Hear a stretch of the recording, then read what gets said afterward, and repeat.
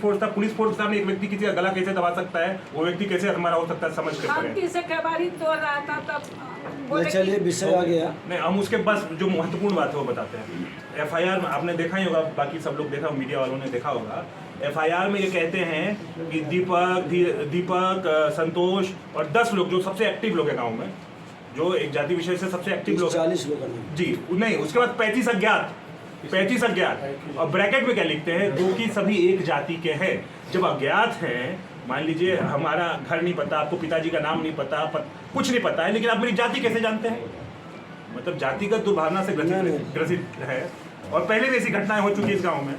उसके बाद अब गांव में आप घूम लीजिए, आप लोग पत्रकार हैं, घूम लीजिए गांव में पुरुष सदस्य नहीं है, छठ नहीं हो पाया किसी के घर में, क्योंकि किसी को भी पुलिस उठा सकती है, 100-200 लोग घर चले जाएंगे, अज्ञात में कोई नहीं उठ सकता है, और 10 लोग तो नामजद ही हैं। छोटा सा गांव है, बहुत कम संख्या में, और एक जाति के लोग, तो आप समझिए एफआईआर में लिखा है जब 35 अज्ञात 35 एक जाति के, तो किसके खिलाफ ये लोग परेशान करने की कोशिश कर रहे हैं। और दीपक मेडिकल के लिए ले नहीं जाया जा रहा था सर, मेडिकल के लिए उनको ले नहीं जाया जा रहा था, मोकामा से भागते भागते आए, जबरदस्ती मेरे साथ थाने में दुर्व्यवहार हुआ, हम थाने गए, हमसे गाली गलौज किया गया थाने में, जबरदस्ती उसको पुलिस को जबरदस्ती कह के उसको बोले कि नहीं ये व्यक्ति मर जाएगा अगर इसको थाने में रखते हैं आप, तो मेडिकल के लिए घोसवरी प्राथमिक उपचार केंद्र भेजा गया।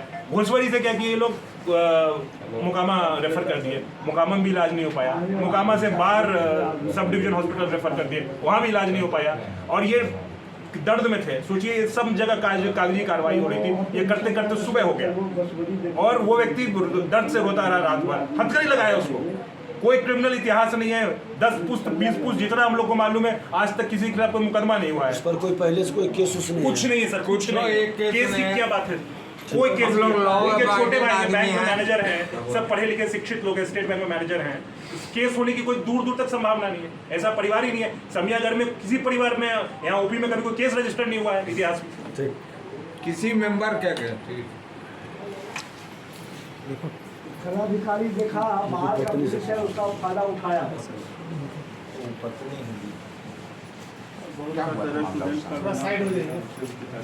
हम लोग ऐसा तो कुछ जानकारी था नहीं। अच्छा, बाहर क्या हो रहा पता नहीं था, अचानक से रात में जो हुआ, हम लोग हदा से गए थे, हम लोग को भी समझ नहीं आ रहा था हो क्या रहा है। जिस वक्त पुलिस आई थी आप घर में ही? हाँ, वही सब जगह सब वो लोग खोज रहे थे, रूम अलमारी वगैरह सब खोल के देख रहे थे, यहाँ तक कि वॉशिंग मशीन तक खोल के देख रहे थे, सब जगह देख रहे थे। फिर ऐसे ही एक जगह छान मारे, रूम के अंदर सब घुस गए रात के समय में। फिर हम लोग वही सब रोकते रहा, सुने नहीं, फिर वही सब छत पे चले गए। फिर वही जैसे बताए सामने वैसे ही करवाई, वैसे ही सब किए हम लोग। ठीक सर से ले लीजिए, सर का क्या है? ठीक हम रात मिले थे उनसे, और एसएसपी से हमारी बात हुई है।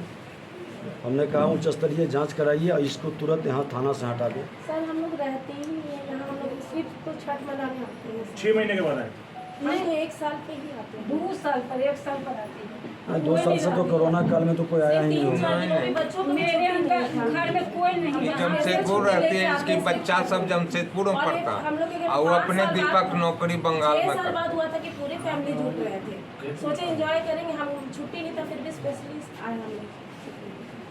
नहीं, चलिए पूरा प्रशासन अराजकता के विरुद्ध में हम लोग लड़ेंगे। अब आप ही का भरोसा नहीं, है, चलिए इसको हम बात करेंगे, इसको इसको जिस रूप में दिया गया है, भद्र गाँव में भद्र पुलिस।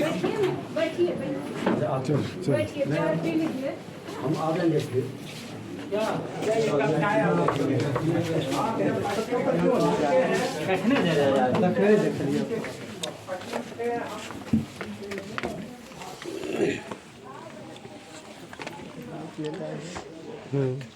कहाँ गया तू? ये क्या इधर ही है।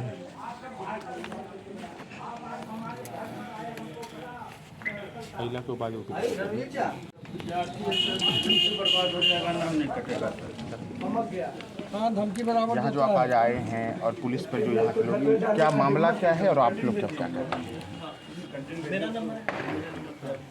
शिवम आगे आइए। शिवम 1 मिनट, सबसे पीछे रहते हो।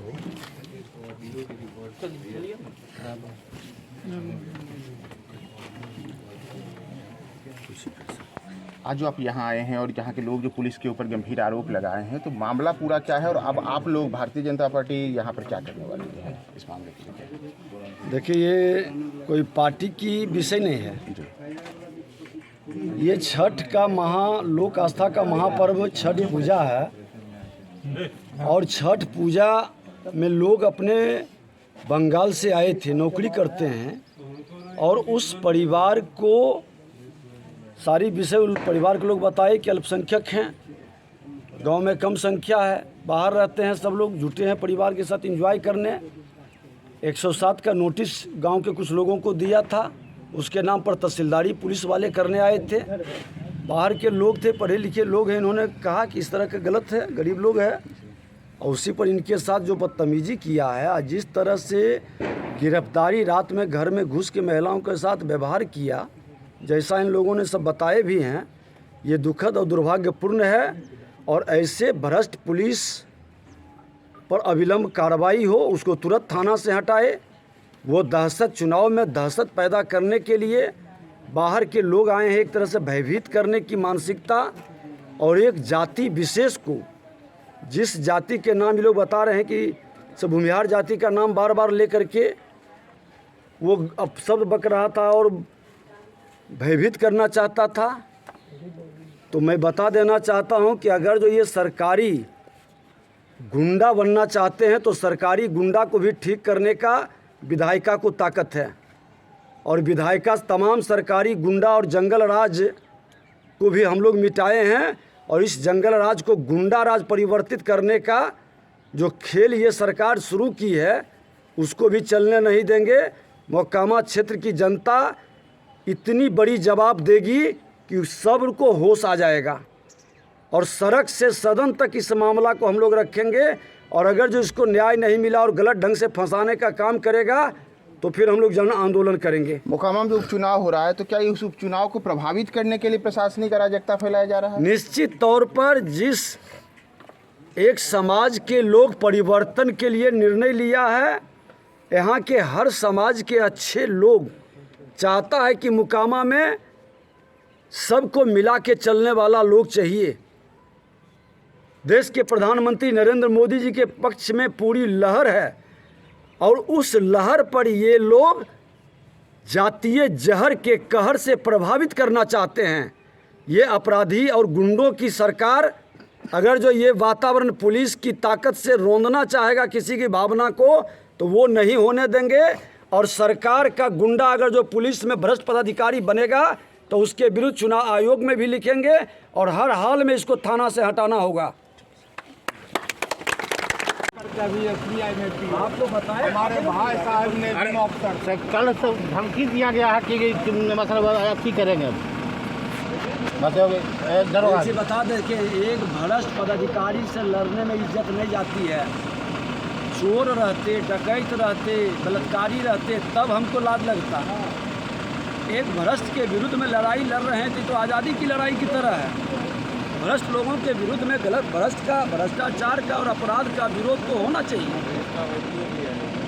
नहीं, वो मनोबल बढ़ा हुआ है। डीएसपी साहब भागलपुर वाला किए तो कहा कि अब दादागिरी करते हैं, ये दरोगा जी है, अच्छी भी है मेरे पास। मैं चलिए हमको लिख के दीजिए, हम लोग ऊपर पदाधिकारी को देंगे, अब कानूनी लड़ाई हो। हाँ, भागलपुर के मतलब डीएसपी साहब इनको फोन किए थे।